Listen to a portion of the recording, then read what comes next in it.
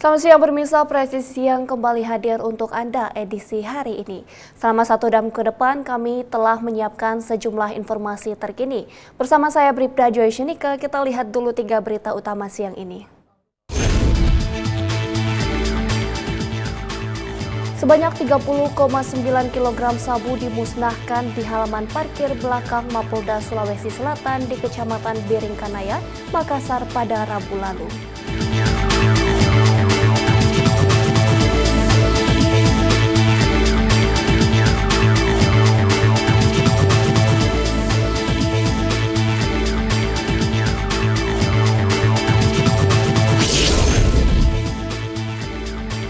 Ditlantas Polda Riau menggelar fokus group discussion dan komitmen bersama mewujudkan manajemen keselamatan transportasi angkutan umum di Provinsi Riau tahun 2024 di Pekanbaru pada Selasa lalu.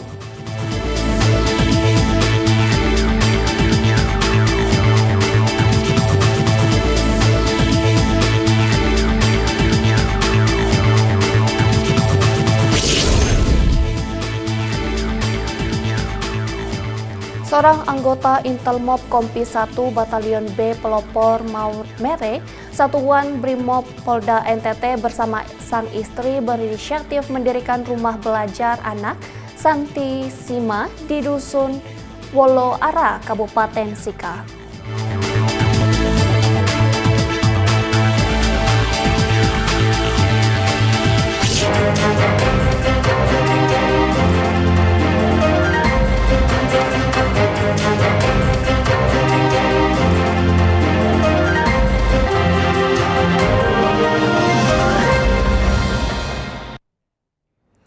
Sementara itu, Kepala Divisi Humas Polri dalam konferensi pers yang diselenggarakan pada Kamis pagi, 30 Mei 2024 memastikan hubungan antara Polri dan Kejaksaan Agung baik-baik saja, tidak ada masalah.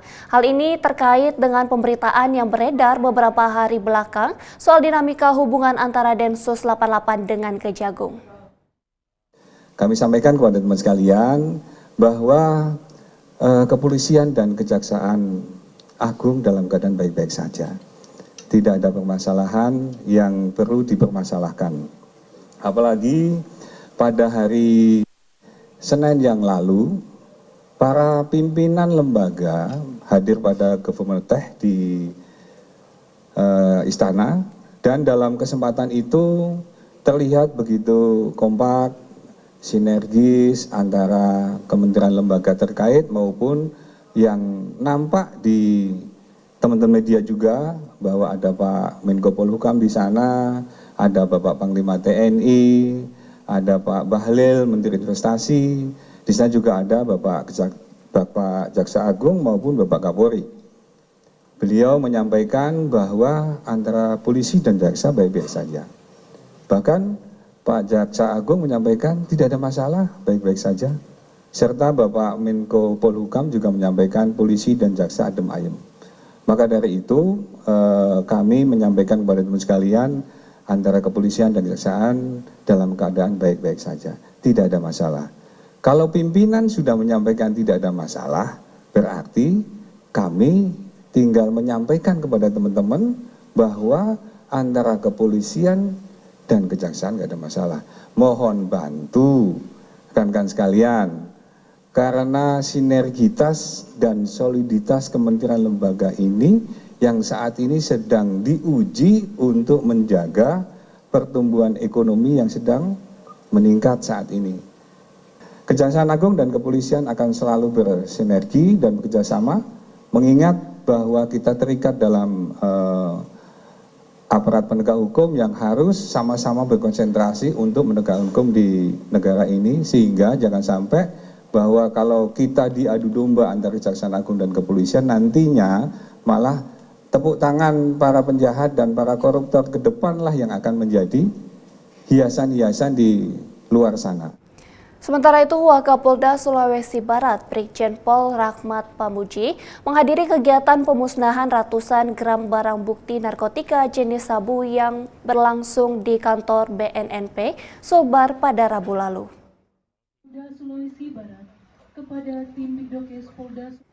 Kegiatan pemusnahan ini turut Ketua DPRD Provinsi Sulbar dan juga Dir Narkoba Polda Sulbar.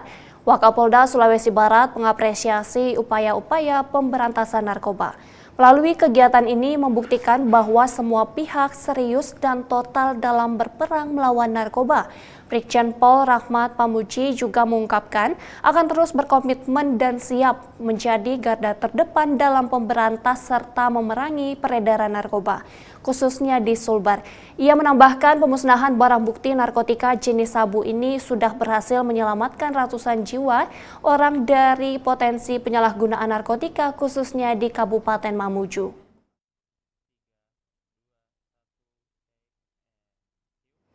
Pemirsa, sebanyak 30,9 kg sabu dimusnahkan di halaman parkir belakang Mapolda Sulawesi Selatan di Kecamatan Beringkanaya, Makassar pada Rabu lalu.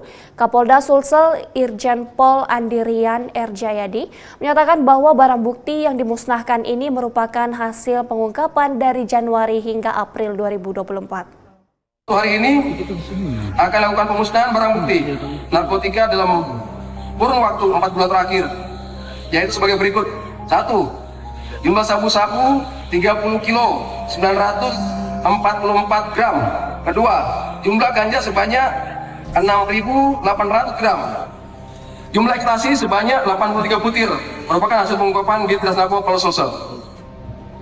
Adapun nilai barang bukti narkotika yang dimusnahkan adalah sebesar 48.815.000. Saya ingin mengajak kepada kita semua halayak ramai masyarakat, termasuk teman-teman media, ayo kita tumbuhkan daya cegah dan daya tangkal di masyarakat. Paling tidak berkomitmen untuk tidak terlibat menjadi pengguna. Saya sendiri secara internal sudah berkomitmen, ini mungkin bisa dicatat juga, bahwa saya mengingatkan sekali lagi kepada anggota saya, jajaran Polda Sulawesi Selatan, untuk sama sekali tidak terlibat, baik langsung maupun tidak langsung dalam kasus narkoba. Boleh Anda menghindar dari pidana, tetapi kalau Anda kena secara etik, saya pastikan PTDH. Saya pecat. Sekali lagi, kita tidak bisa sendiri, tidak bisa cuma mubalik sendiri, tidak bisa cuma BNN sendiri, tidak bisa cuma Polda sendiri, tidak bisa cuma Bea Cukai dan sebagainya, tapi kita harus bergandengan tangan. Mari kita berkolaborasi sama-sama meningkatkan daya tahan dan daya tangkal masyarakat kita terhadap penyalahgunaan dan peredaran gelap narkoba. Pemirsa, polisi berhasil menangkap Peggy Setiawan alias Perong, salah satu pembunuh Vina Dewi Arsita yang berstatus buron sejak 2016. Peggy yang diduga menjadi dalang pembunuhan Vina ditangkap pada 22 Mei 2024 lalu. Dalam konferensi pers yang digelar pada 22 Mei 2024, Kabid Humas Polda Jabar Kombes Pol Jules Abbas mengatakan penangkapan Peggy dilakukan oleh Direktorat Kriminal Umum Polda Jabar. Proses penangkapan terhadap Peggy berlangsung lama karena pelaku mengubah identitasnya menjadi Robi Irawan saat pindah ke Ketapang, Kabupaten Bandung pada 2016. Kombes Pol Jules Abbas juga mengungkapkan bahwa Peggy alias Perong merupakan otak pembunuhan Vina di Cirebon. Peggy merupakan pelaku yang mengajak pelaku lain untuk mengejar Vina. Usai penyidikan lebih lanjut, Kombes Pol Jules Abbas menerangkan bahwa hanya Peggy yang menjadi DPO dari kasus pembunuhan Vina Cirebon. Sementara 8 tersangka lainnya sudah diadili dan menjalani hukuman penjara.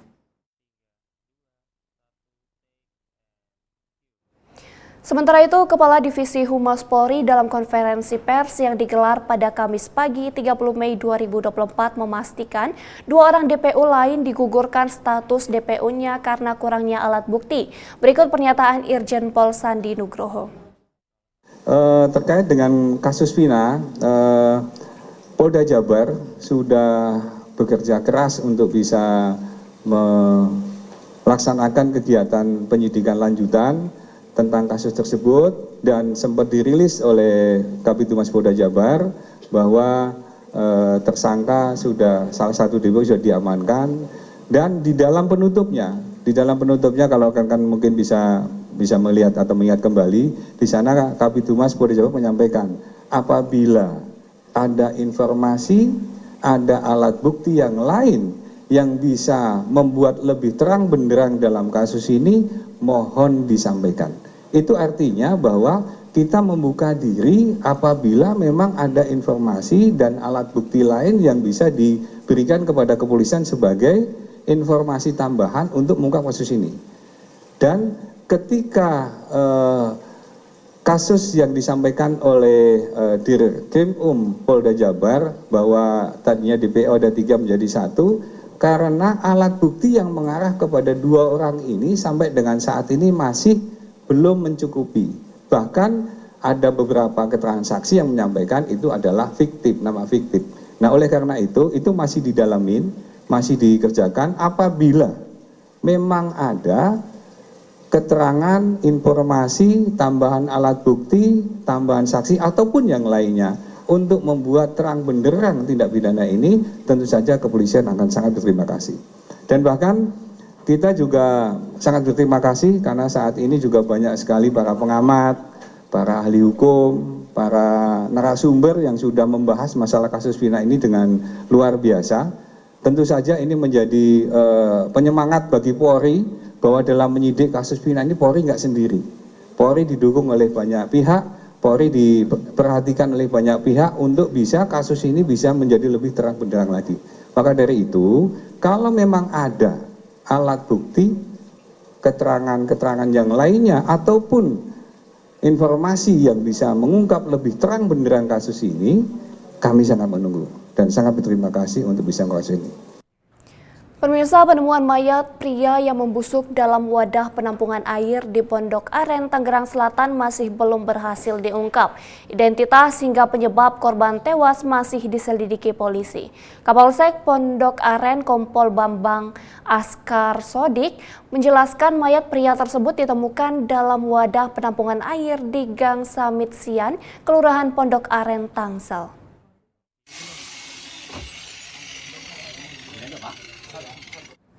Kapolsek mengatakan awalnya saksi mencium aroma tidak sedap di kamar mandi rumahnya.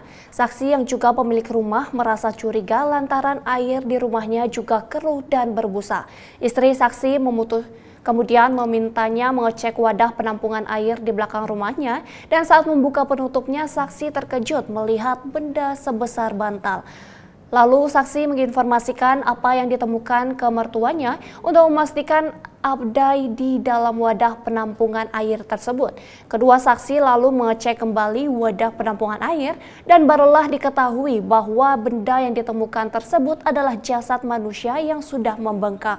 Penemuan mayat kemudian dilaporkan ke polisi dan saat ini masih dalam penyidikan Polsek Pondok Aren.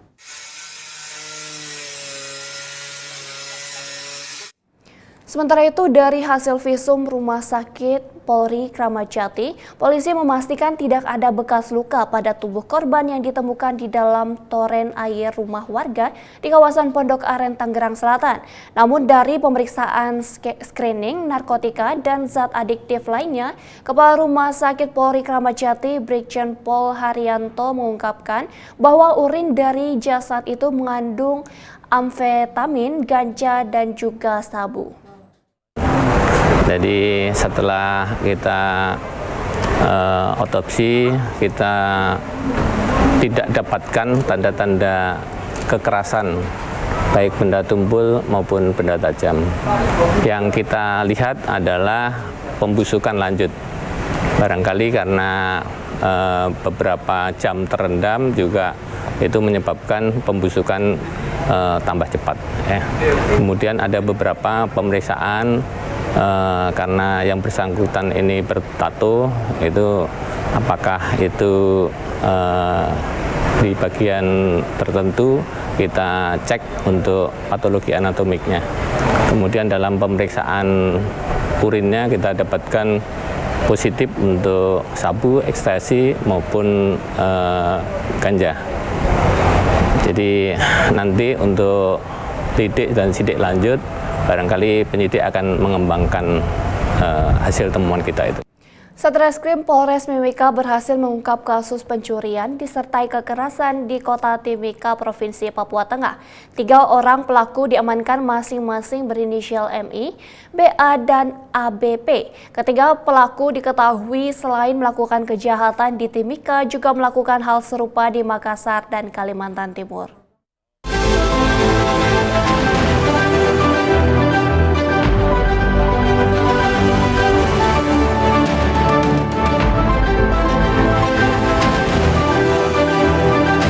Baik, selamat siang rekan-rekan sekalian.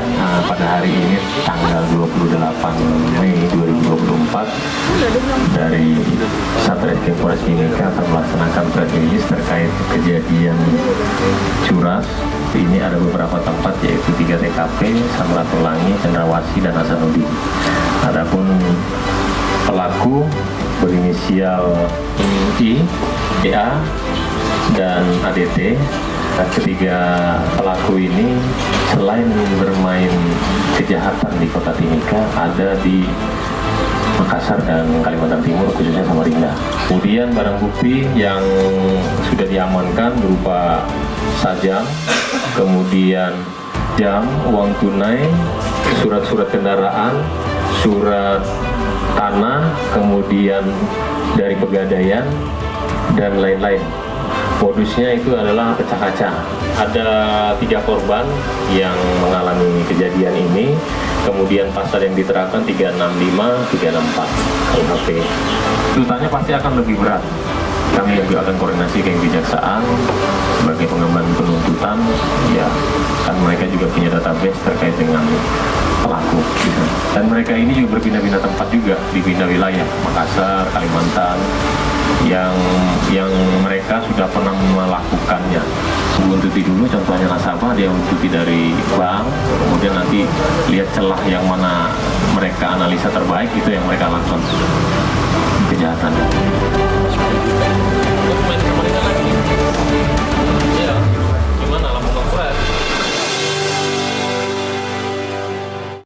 Divisi Humas Polri melaksanakan pelatihan mental yang ditujukan kepada anggota Divisi Humas Polri. Informasinya usai jeda berikut ini.